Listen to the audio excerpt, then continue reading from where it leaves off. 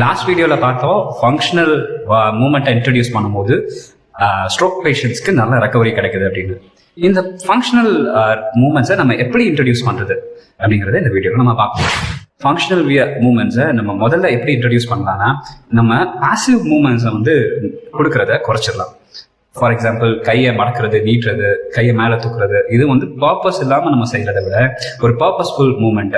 இப்போ நம்ம கையை மடக்கிறோம் அப்படின்னா, கையை மடக்கி எங்கள் வாய்க்கு கொண்டு போகிறோம், இல்லை கையை மடக்கி நம்ம காது தொட போகிறோம், இது ஒரு நம்ம மூஞ்சை கழுவுறதுக்காக கை எடுத்துட்டு வரோம். இந்த மாதிரி ஒரு பர்பஸ்ஃபுல் ஆக்டிவிட்டியாக இதை நம்ம கொண்டு போகிறோம் அப்படின்னா அதுக்கான நியூரல் கனெக்ஷன்ஸ் பெட்டராக இருக்கும், நியூரல் பிளாஸ்டிசிட்டி நல்லா டெவலப் ஆகும்.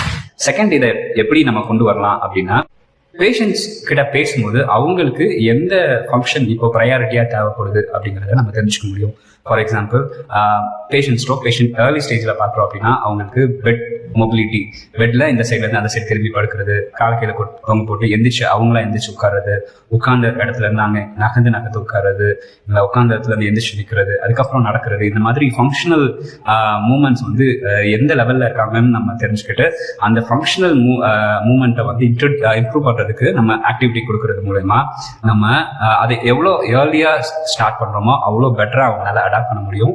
இந்த மாதிரி ஃபங்க்ஷனல் ரெக்கவரியை உங்களுக்கு நம்ம ஸ்டார்ட் பண்ண முடியும். தேர்ட் என்ன பண்ணலாம் அப்படின்னா, நம்ம கொடுக்குற எக்ஸசைஸை பேஷண்ட்டோட எபிலிட்டிக்கு ஏற்ற மாதிரி மாடிஃபை பண்ணி கொடுக்கறதுக்கு முயற்சி பண்ணணும். அது எவ்வளோக்கு எவ்வளோ சிம்பிளிஃபைடாக அவங்களுக்கு கொடுக்குறோமோ அவ்வளோக்கு அவ்வளோ அவங்க அதை பெட்டராக அடாப்ட் பண்ணி அவங்க நியூரல் கனெக்ஷன் அதில் பெட்டராக டெவலப் ஆகும்.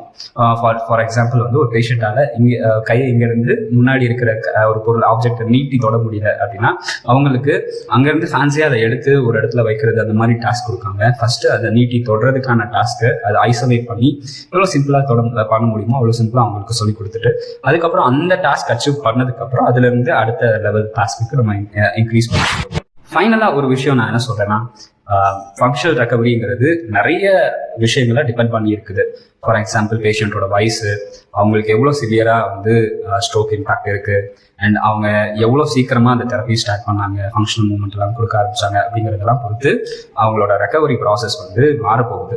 ஸோ நம்ம இது எல்லாத்தையுமே கவலைப்படாம, இப்போ அட் ப்ரெசென்ட் பேஷண்ட் எந்த லெவலில் இருக்கிறாங்க, உங்களுக்கு எந்த மாதிரி ஃபங்க்ஷனல் டாஸ்க் கொடுக்க முடியும், அந்த ப்ராசஸை நம்ம ட்ரஸ்ட் பண்ணி இந்த விஷயங்களெல்லாம் நான் செய்ய ஆரம்பிச்சோம்னா கண்டிப்பா பேஷண்ட் பெட்டர் ஆவாங்க, நல்ல ரிசல்ட்ஸ் கொடுக்க முடியும்.